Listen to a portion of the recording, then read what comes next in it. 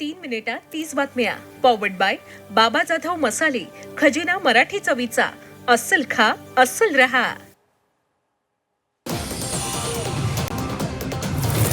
मुंबई महापालिकेची सत्ता गमावलेले सक्षम विरोधी पक्ष म्हणून काम करणार का, असा सवाल फडणवीसांनी उपस्थित केलाय. तर घरी बसून विरोधी पक्ष होता येत नाही, नाव न घेता उद्धव ठाकरेंनी लगावला टोला.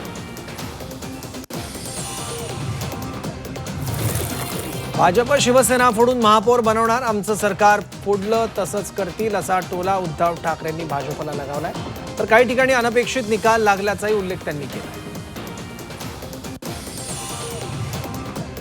महानगरपालिकेतील निकाल पाहता आत्मचिंतन करण्याची गरज असल्याची प्रतिक्रिया खासदार सुप्रिया सुळे यांनी दिली आहे. दोन्ही पवार एकत्र येणार याबाबत चर्चा सुरू असल्याची प्रतिक्रियाही सुप्रिया सुळे यांनी दिली आहे. नवी मुंबई महापालिकेत भाजपला स्पष्ट बहुमत मिळाल्यानंतर रवींद्र चव्हाणांनी नगरसेवकांची भेट घेतली. विजयी नगरसेवकांचा सत्कार करण्यासाठी क्रिस्टल हाऊस कार्यालयाला त्यांनी भेट दिली. कल्याण डोंबिवली महानगरपालिकेच्या निवडणुकीत महायुतीने दणदणीत यश मिळवत 100 पेक्षा अधिक जागा जिंकल्यात. निकाल जाहीर होताच शिवसेना आणि भाजपकडून शहरात बॅनरबाजी करण्यात आली. या निकालानंतर दोन्ही पक्षांकडून सुरू असलेली बॅनरबाजी, श्रेयवाद आणि शक्ती प्रदर्शन सध्या शहरात चर्चेचा विषय ठरला आहे. राज्यात भाजपला मिळालेला सत्तेचा कौल हा जनतेचा नाही, अशी टीका काँग्रेस आमदार विश्वजित कदमांनी केली आहे. महापालिकेत जनतेने भाजपला स्पष्ट बहुमत दिलं नाही, याउलट काँग्रेसला चांगलं मताधिक्य दिलं, असं ते म्हणाले. रायगडच्या कर्जत मतदारसंघातून जिल्हा परिषद परिवर्तन विकास आघाडीने उमेदवार जाहीर केले. नितीन सावंत यांनी उमेदवारांची पहिली यादी जाहीर केली. शिवसेना, उद्धव बाळासाहेब ठाकरे पक्ष आणि राष्ट्रवादी पक्ष एकत्र लढणार आहे.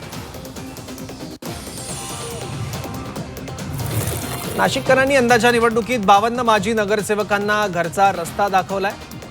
निवडणूक रिंगणात एकूण 106 माजी नगरसेवक उभे होते. यापैकी केवळ 54 जणच आपली जागा राखू शकल्यात. अनेक दिग्गजांना पराभवाचा धक्का बसलाय.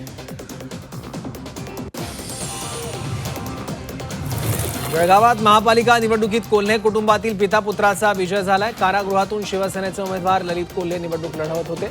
बोगस कॉल सेंटर प्रकरणामध्ये ललित कोल्हे यांना अटक झाली असून ते नाशिक कारागृहात आहे. वाशिम जिल्ह्यात 53वे जिल्हास्तरीय विज्ञान प्रदर्शन पार पडलं. जिल्ह्यातील 6 तालुक्यांमधून एकूण 72 विज्ञान प्रकल्प सादर करण्यात आले. सोलर पॅनल कार्यक्षमता वाढ, अंतर्वक्र आरशाची कमाल या प्रकल्पाला प्रथम क्रमांक मिळाला. छत्रपती संभाजीनगरच्या मुकुंदवाडी परिसरामध्ये पुन्हा पराभूत उमेदवाराच्या समर्थकांची गर्दी जमली आहे. उमेदवाराला चुकीच्या पद्धतीने विजय घोषित केल्यानं समर्थकांनी आक्रमक पवित्रा घेतला. वंचित कार्यकर्त्यांसोबत सुजात आंबेडकर यांनी फोनवरून संवाद साधला. विठ्ठल रुक्मिणी मंदिर सर्वोच्च न्यायालयाच्या निकालानंतर आजचा दिवस परिवर्तन म्हणून साजरा करण्यात येतोय. या निमित्तानं संत नामदेव पायरीजवळ आरती करून वारकऱ्यांना लाडू वाटप करण्यात आलं. वाशिममधील शेतकरी ऋषिकेश पवारांना संत्रा बागेसाठीचं प्रलंबित अनुदान मागितल्यानं मारहाण करण्यात आली होती. या प्रकरणी मंगरुळपीर तालुका कृषी अधिकारी सचिन कांबळे यांच्यावर निलंबनाची कारवाई करण्यात आली.